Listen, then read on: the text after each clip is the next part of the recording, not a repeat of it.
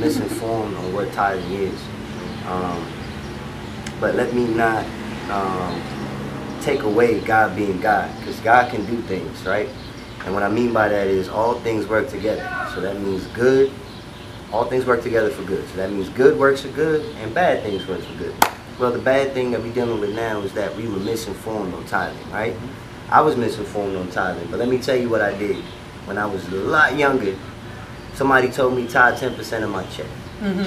First, I was like, I ain't tithing no 10% of my check, whatever, right? Then I finally got to a point where I started getting more committed to God. I said, okay, cool. All right, 10% of my check. I got a fat commission check this time too, Lord. That's like $300, you know?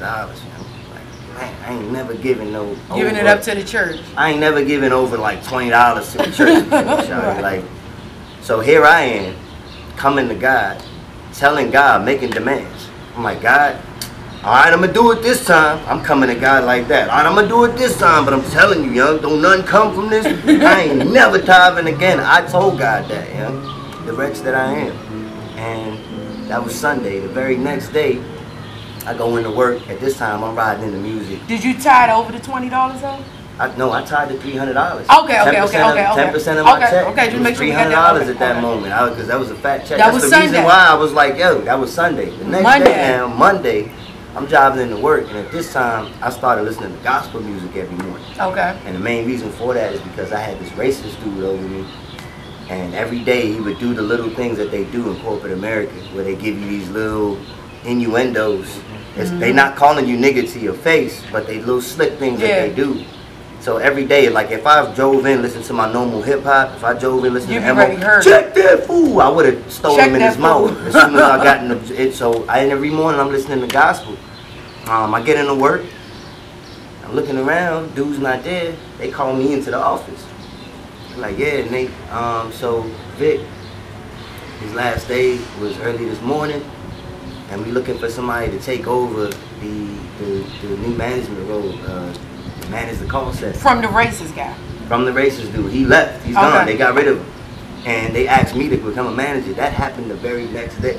After tithing. After that, I became a tither, right? Now, my tithing and the principle of it was still wrong. It's out. You got a service? That's fine, go. Yeah. So the principle of tithing. Finish. It was finished? Oh, man, you ain't getting none of it. Yeah, that's still on? No, that's Facebook. I ain't I bet. Yeah, so the principle of tithing was still wrong. However, because my perspective of it was coming from an innocent and obedient place, God blessed me. Okay. And he didn't always bless me in that same way, but I didn't care no more. Okay. He would bless me sometimes with an idea. He would bless me other times with more time to spend with my family. Because tithing, that's when I started realizing that tithing is not equivalent to just money.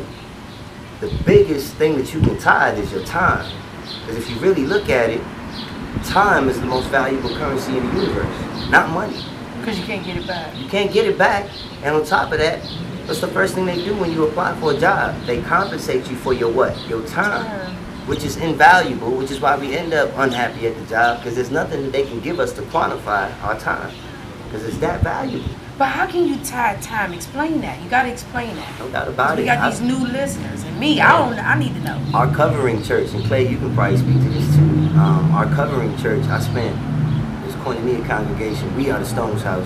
Our covering church is Koinonia congregation. They used to be just limited to DC. They international church now. But I spent 7 years in there, man. And a good amount of time, I was broke sometimes. And the best thing I could do, the only thing I had to give them was my time. I have a gift to rap. Every now and again they called me to rap. I gave it to them. I have a gift to write rhymes and poetry. I was giving poetry. So I would give them my creative thoughts. Those things are a way to be tithe. Your intellectual property is a tithe. You know, giving your time, because I put my time into creating the intellectual property. So the rhyme is a byproduct of my time. So time is so invaluable because there's so much that can come from it.